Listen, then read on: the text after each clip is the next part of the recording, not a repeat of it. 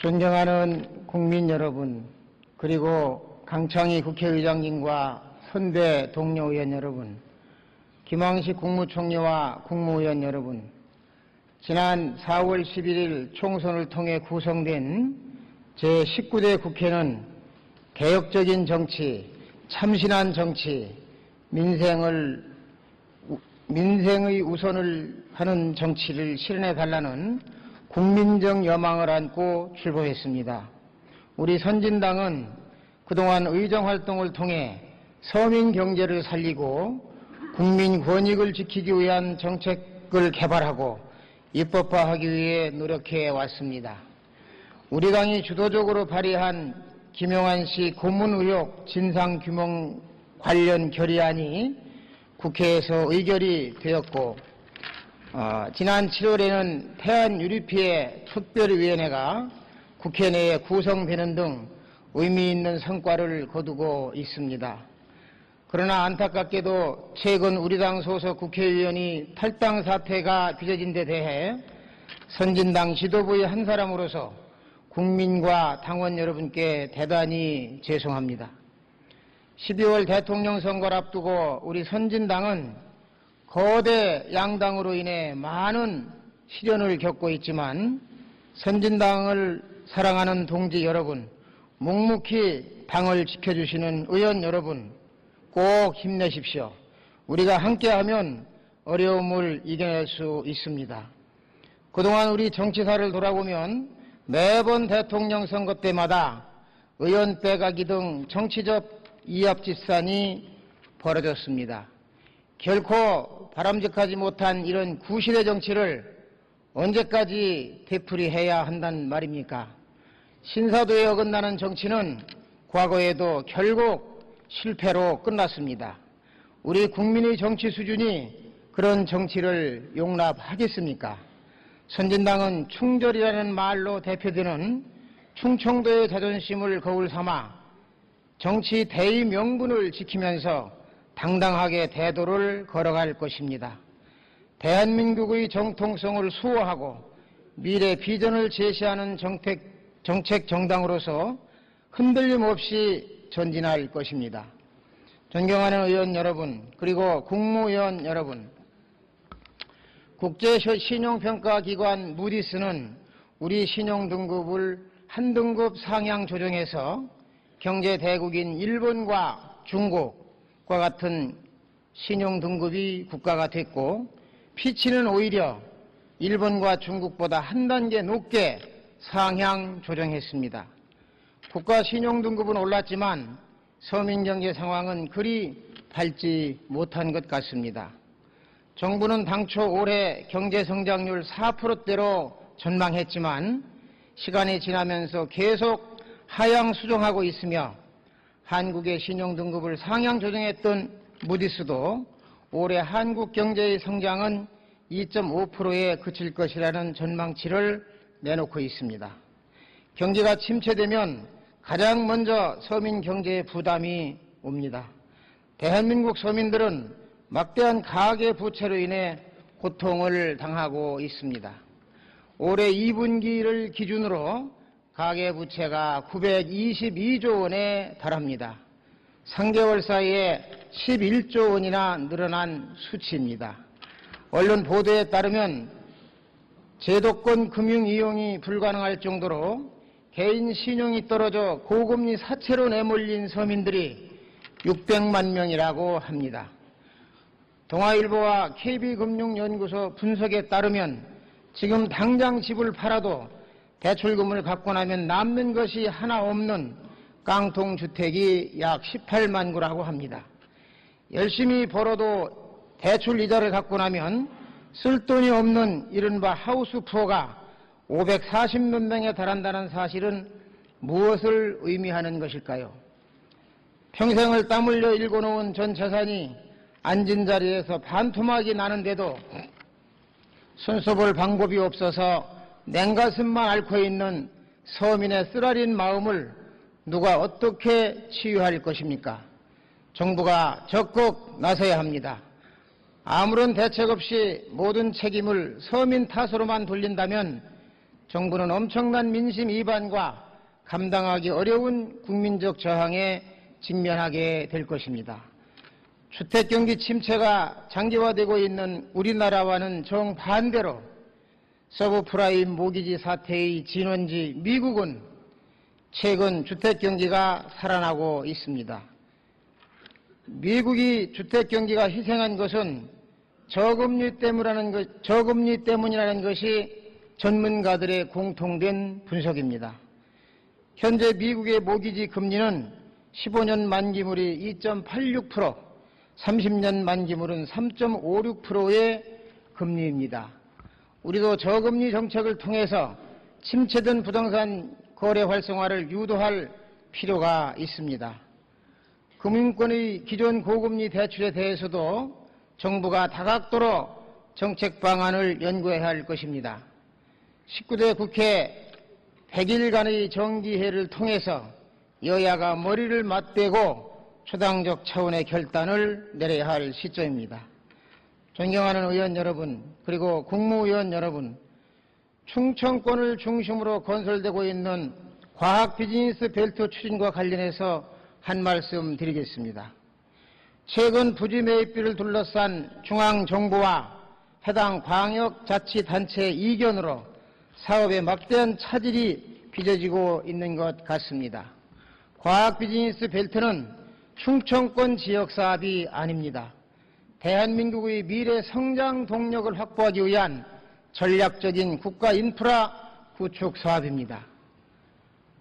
국가의 미래가 걸린 사업인 만큼 거점지구 부지 매입비는 당연히 중앙정부가 부담하여야 합니다.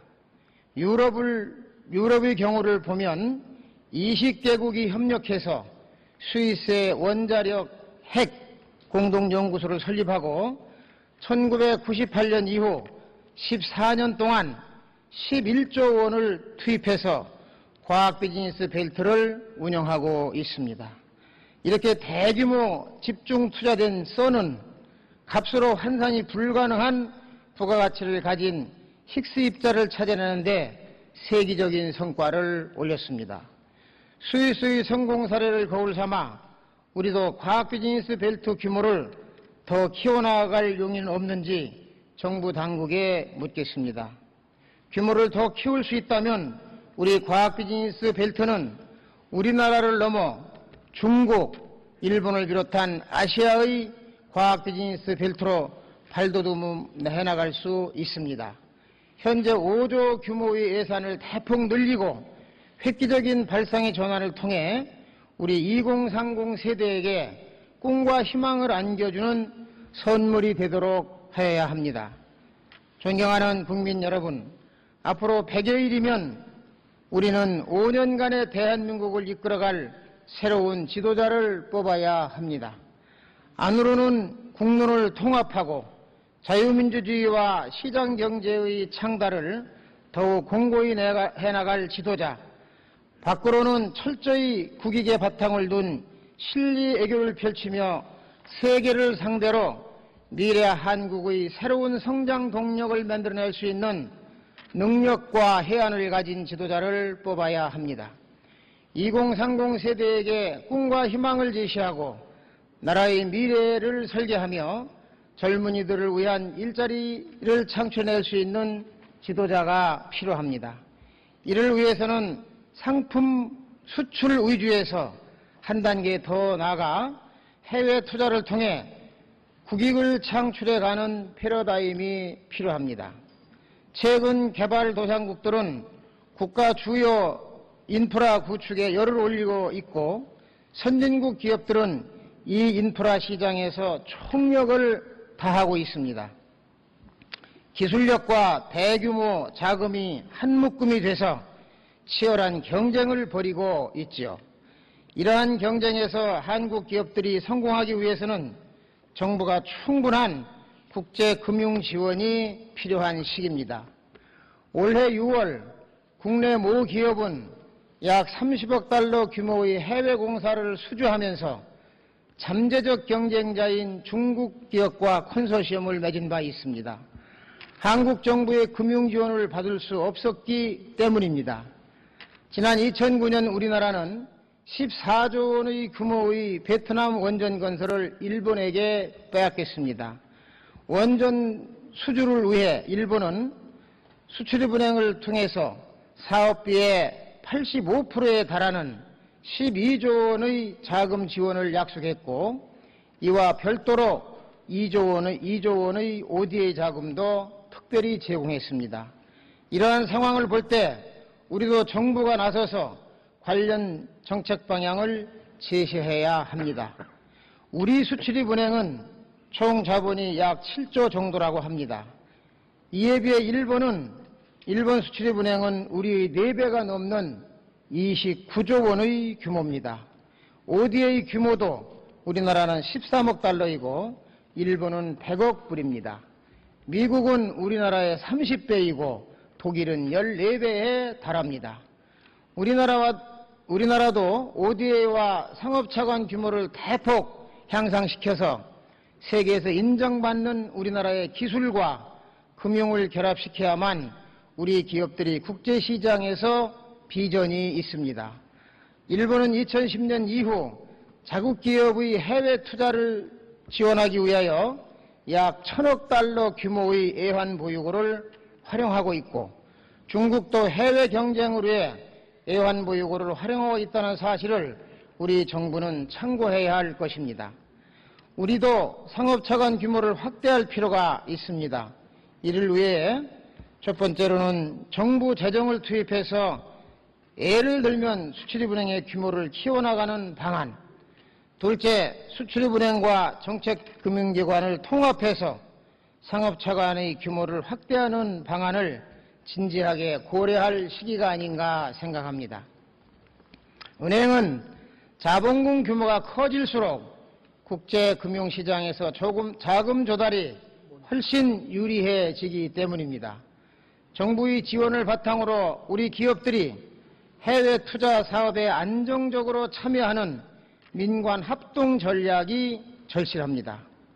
대표적인 해외 투자 사업의 예를 들면 BTO는 국가 주요 인프라를 구축해서 운영하는 방식이고, BOO는 기업이 해외 투자를 직접 해서 운영하는 방식입니다. BTO 사업은 해외 시장에서 장기간 일정 수익 및 운영권 확보가 가능하며 사후관리에 리스크 없이 운영할 수 있는 장점을 가지고 있습니다. 기술과 금융이 결합된 시너지 효과는 대한민국의 미래 성장 동력을 마련하는 길이며 2030 세대를 위한 일자리 창출을 해낼 수 있다는 사실입니다. 해외 투자 사업을 통해 우리의 젊은이들에게 꿈과 희망을 키워주고 한국의 미래를 밝혀나가야 합니다. 이 일은 반드시 정부가 완수해야 할 과제라고 생각합니다. 존경하는 국민 여러분, 지난 2007년 태안 앞바다에서 발생한 유류 피해 사고를 기억하시죠? 이 사건은 삼성중공업 소속 A인선이 제-위치에 정박 중인 유조선에 충돌하면서 발생한 사건입니다. 이 사건에 대해 대법원은 삼성에 56억 원의 배상을 판결하였고, 보험을 가입한 IOPC 회사에게는 3,200억 원의 배상 책임이 있습니다. 법원의 판단은 존중하지만 피해자 입장에서 볼 때는 이해가 안 되는 부분이 많이 있습니다. 상식적으로 판단해 볼 때 주차장에 세워놓은 차를 제3자가 와서 충돌하는 사고가 발생했다면 과연 누구의 책임일까요? 주차해 놓은 차가 책임입니까? 충돌한 차가 책임입니까? 본 사건에 대한 국민적 감정과 정서를 삼성은 반드시 염두에 두어야 할 것입니다. 19대 국회는 태안 유류피해 특위를 설치하고 특별법의 개정을 논의하고 있는 상황입니다. 사고의 원인을 제공한 삼성은 140만 명의 피해자, 우리 국민, 국제사회가 이 사건을 지켜보고 있다는 사실을 각별히 유념해 주시기를 바랍니다. 국민의 사랑을 잃어버린 삼성은 의미가 없다는 것을 꼭 참고해 주십시오. 존경하는 의원 여러분, 이번 19대 국회를 통해서 여야가 두 손을 맞잡고 서민의 아픔을 어루만지고 해결해 나가는 민생 국회를 만들어 나갑시다. 경청해 주셔서 대단히 감사합니다.